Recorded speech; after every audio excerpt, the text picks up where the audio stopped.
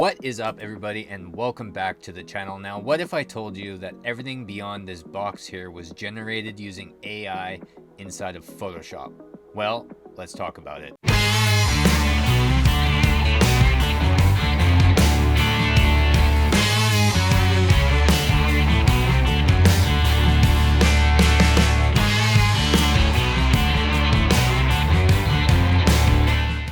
Now, every once in a while, there comes an update that just changes the game forever. And that is the new Generative. I don't know why I have such a hard time saying Generative AI fill tool inside of Photoshop Beta. Now, I have played around with this tool in pre-existing photos just to see what the fuss is about. And guys, I can confirm that this update is pretty substantial and kind of blows my mind. Now, first, I'm just going to show you guys some examples of the pre-existing photos that I've used it on, and then we will hop into Photoshop and I'll show you exactly how it works.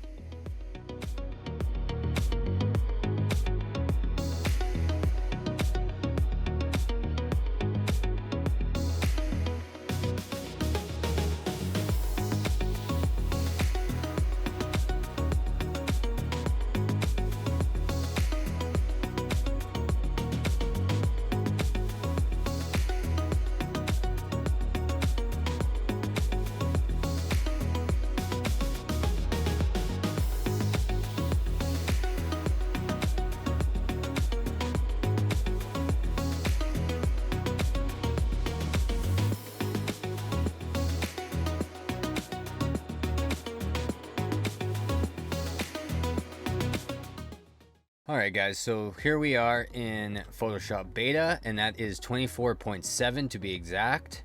And I've got this photo here I did with Kim and Michaela. You guys might have seen this photo in a previous video I've done with them. But what we're going to do first here is I'm keeping the photo at its original size, like pixel wise, but I'm going to make the shot smaller, say right there, make it centered. I think this tool is especially good for the fact that if you came home and you reviewed your photos and you were like, oh, I wish my subject had been a little more center, or off to the right or off to the left. Well, with this tool and being able to fill stuff in, you can literally recrop your photo and then just fill in around it, and bam. And now I'll show you guys how to do that. What I did before here was I clicked inside of the photo, just a bit inside of the photo, because last time I tried this, it didn't completely fill in. So I usually go around just like the outside. And then right here is the invert tool. So we're going to invert that, and then we're going to hit generative fill. Now you can put prompts in here and stuff, which guys, I'm not like the best at prompts and stuff yet, and you know, like if I do get better at prompts in the future, I will do a video on that as well. So we are just going to hit generate, and Photoshop is basically just going to determine what should be filled in around. Now just give it a few minutes. Oh my god, guys, that's crazy. That's actually crazy. Like, isn't that nuts? Went from this to that. Actually mind-blowing. And you also get variations over here. So if you want a different one, you just click on this one. And I found that this AI is very intensive. See, it's taking a little bit here. This is like computer's like, oh. Still looks really good.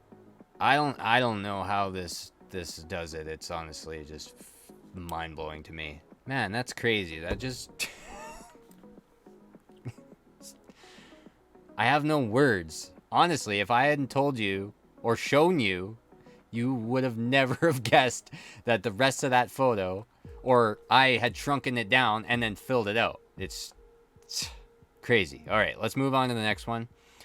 This one I already showed you guys in like my examples before we hopped into Photoshop, but what I want to do here is, see, this is the original shot, and here's the one I did where I wanted to kind of just do, I was honestly going for like a banner or like a panorama kind of style shot.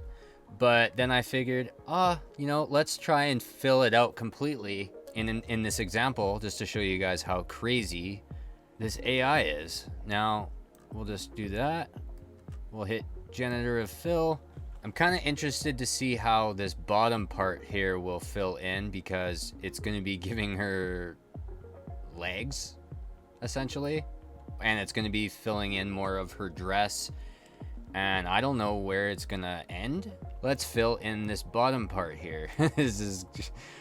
This is where it gets kind of crazy. And we'll see how good it does. We'll just generative fill, and I'm not going to put any prompts in because I want it to determine what the bottom half of Susanna is going to be. Here we go, guys. Oh boy.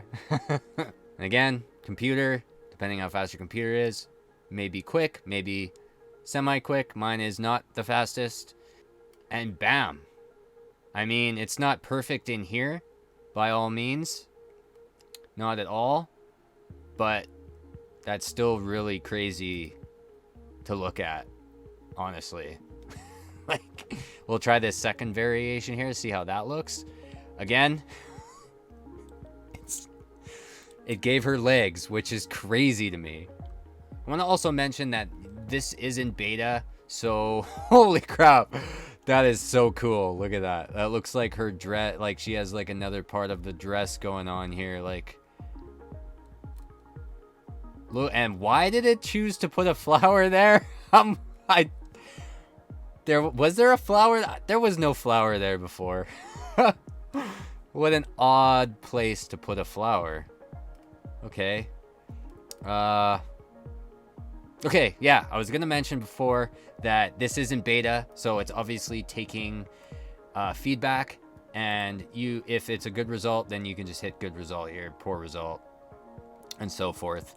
And Photoshop will take the feedback. Now, if you don't like any of the variations that you got, then you can just hit generate again, and it'll give you another 3 variations.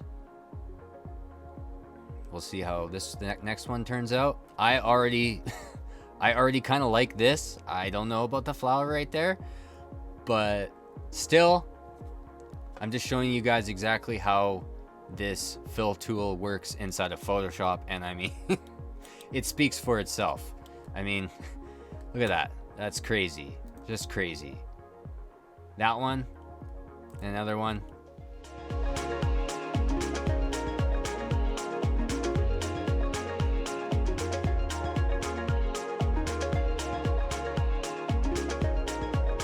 I'm definitely excited for the future of Photoshop, and I'm excited to use this tool more.